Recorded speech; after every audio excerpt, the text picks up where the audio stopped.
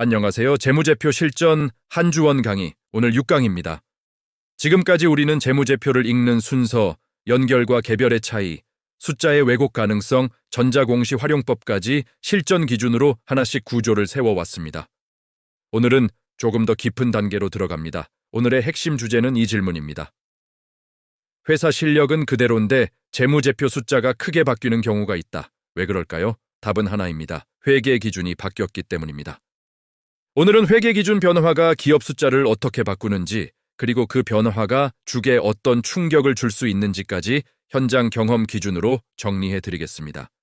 먼저 큰 틀부터 잡겠습니다. 회계 기준 변화는 겉으로 보면 아주 기술적인 이야기처럼 보입니다. 하지만 투자자 입장에서는 이렇게 읽어야 합니다. 이익이 달라질 수 있다. 부채가 달라질 수 있다. 자본이 달라질 수 있다. 비율이 달라질 수 있다. 밸류에이션이 달라질 수 있다.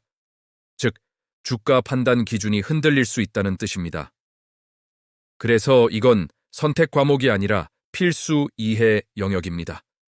오늘은 최근 수년간 가장 충격이 컸던 세 가지 기준 변화를 집중적으로 풀겠습니다. 첫 번째입니다. 리스 회계 기준 변화. 핵심 메시지는 이겁니다.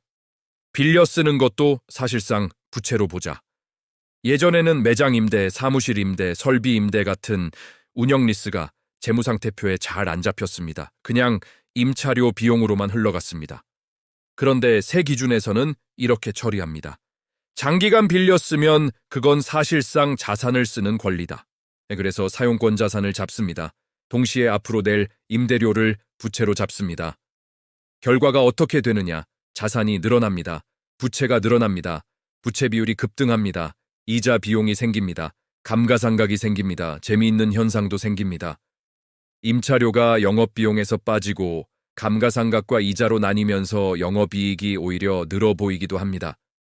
실제 현장에서 임대 매장 많은 회사들, 유통, 외식, 항공, 물류 쪽은 부채 비율이 한 번에 크게 튄 사례가 정말 많았습니다. 시장은 처음엔 놀랍니다. 숫자가 갑자기 나빠졌다고 반응합니다. 주가가 먼저 흔들리고 나중에 이해합니다. 두 번째입니다. 금융자산 손실 인식 기준 변화. 핵심은 이 문장입니다. 이미 망한 뒤에 잡지 말고 망할 가능성도 미리 반영하자. 예전에는 실제 손실이 거의 확정되어야 손실로 인식했습니다.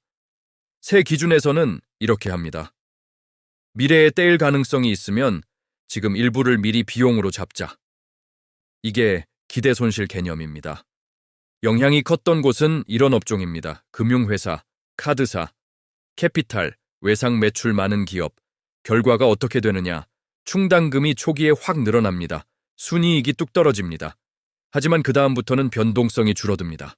시장은 첫 해에 과민 반응하는 경우가 많았습니다. 실적 급감, 주가 급락, 그 다음 안정 확인, 회복. 패턴이 반복됐습니다. 세 번째입니다. 매출 인식 기준 변화. 이건 IT, 소프트웨어, 건설, 플랫폼 기업에 특히 컸습니다. 핵심 메시지는 이겁니다. 언제 매출로 볼 것인가를 더 엄격하게 보자. 예전에는 계약 시점에 한 번에 잡던 매출을 이제는 나눠서 인식하기도 합니다. 말로 이렇게 읽습니다. 돈 받았다고 바로 다 매출이 아니다. 의무를 이행한 만큼만 매출이다. 그래서 이런 일이 벌어집니다. 예전엔 1년에 잡던 매출이 3년에 나눠 잡힙니다. 초기 이익이 줄어듭니다. 성장률이 꺾여 보입니다. 하지만 사업 구조는 그대로인 경우가 많습니다. 시장은 숫자만 보고 먼저 충격받습니다. 나중에 기준 변경이라는 걸 이해합니다. 여기서 아주 중요한 공통 원리를 말씀드리겠습니다. 회계 기준이 바뀌면 숫자의 모양이 바뀐다. 하지만 사업의 본질이 자동으로 바뀌는 건 아니다. 그래서 투자자는 구분해야 합니다. 이건 실적 악화인가 아니면 기준 변경 효과인가? 이걸 구분해야 합니다. 실전 확인 방법 3가지 정리해 드리겠습니다. 첫 번째, 사업보고서, 주석에서 회계정책 변경 항목 반드시 확인합니다. 말로 이렇게 읽습니다. 숫자가 달라진 이유가 여기 적혀 있다. 영향 금액도 함께 나옵니다. 두 번째, 제작성 재무제표 또는 비교 제작성 문구 확인합니다. 과거 숫자를 새 기준으로 다시 써서 비교 가능하게 맞춘 경우도 있습니다. 이건 분석할 때 아주 중요합니다. 세 번째, 리포트나 IR 자료에서 이 표현이 보이면 신호입니다. 조정 이익, 비교 가능 기준, 기준 변경 효과 제외, 이건 말로 이렇게 읽습니다. 기준 바뀐 영향 빼고 보세요. 라는 뜻입니다. 정리하겠습니다.